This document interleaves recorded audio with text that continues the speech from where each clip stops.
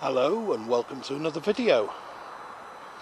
Okay, so I've come out to finish off the Man City stuff really. I did one last week where I searched for where Maine Road was in Moss Side. So I thought to finish things off I'd come to the Etihad, as it's called now, previously the City of Manchester Stadium, and just do a short video talking a little bit about this stadium. I mean, it is an incredible structure. It really is.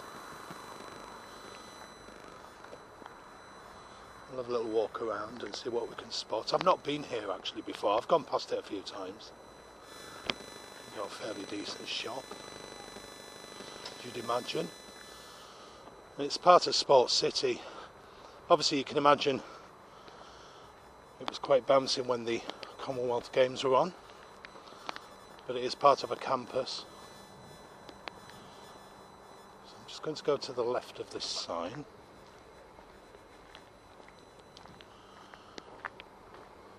Now, a bit like Maine Road, it looks like they've got some timelines there. We'll try and frame that badge in the middle in a second.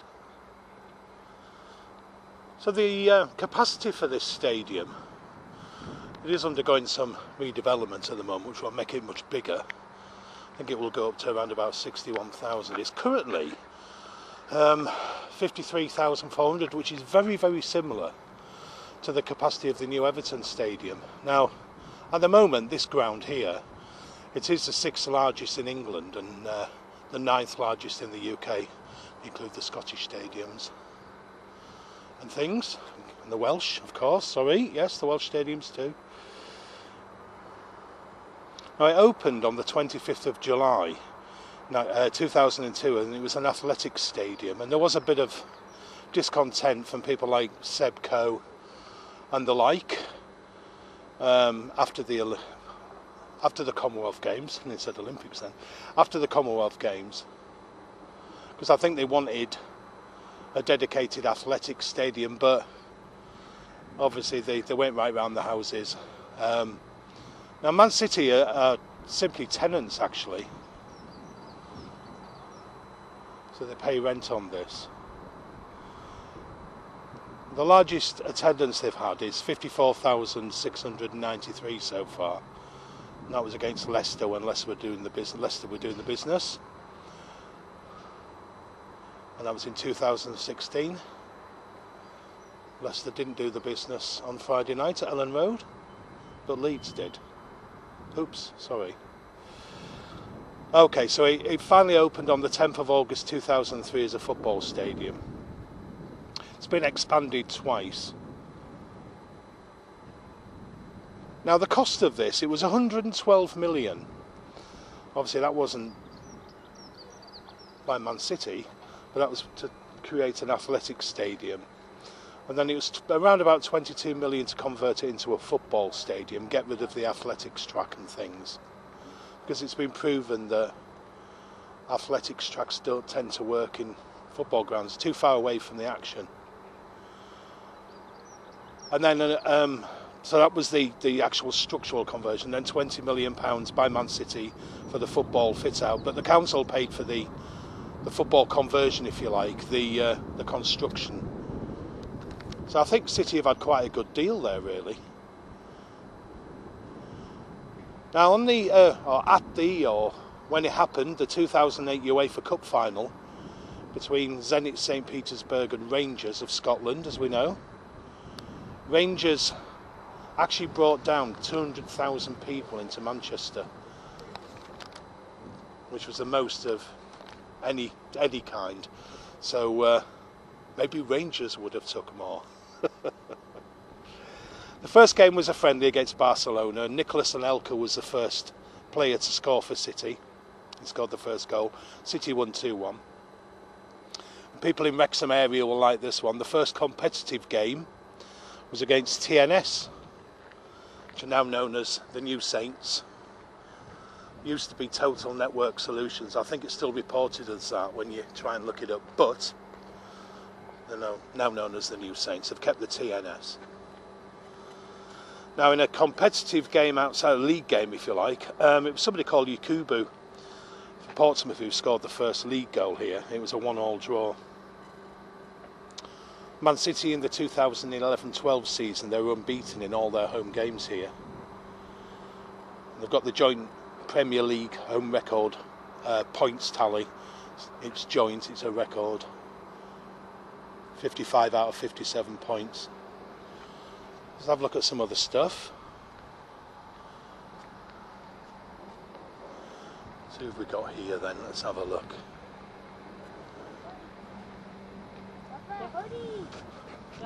Colin Bell, Franny Lee, Mike Summerby.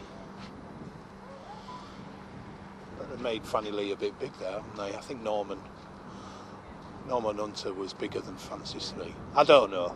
City fans don't get upset. I'm only having a bit of a joke. So I'm getting nervous now. Right, so there we are. I mean, the structure itself's phenomenal. It really is. I know I've already said that once, but I'll say it again.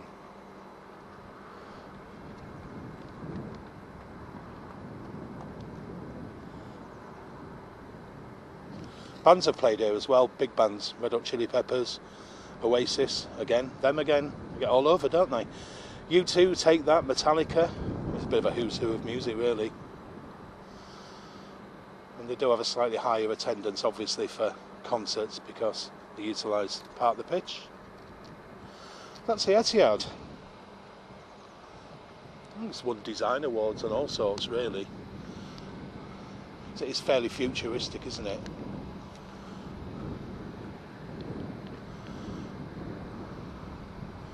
Yeah, they're trying to keep with their history, you see.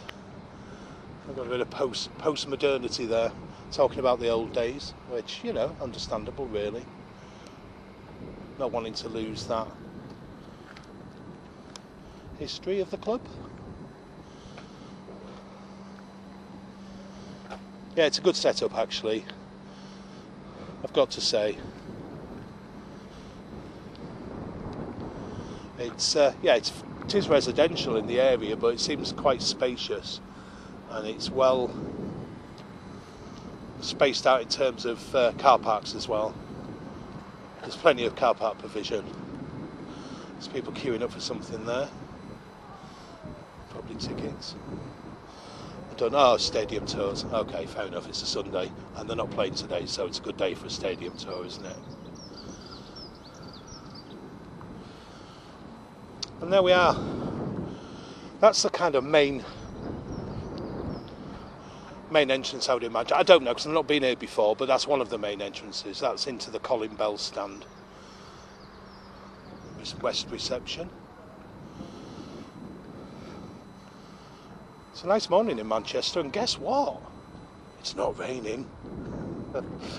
So I've been very, very lucky today, haven't I, with the weather? Oh, yeah, I've done my weather report. Come on, Vince, you're letting the side down here, lad.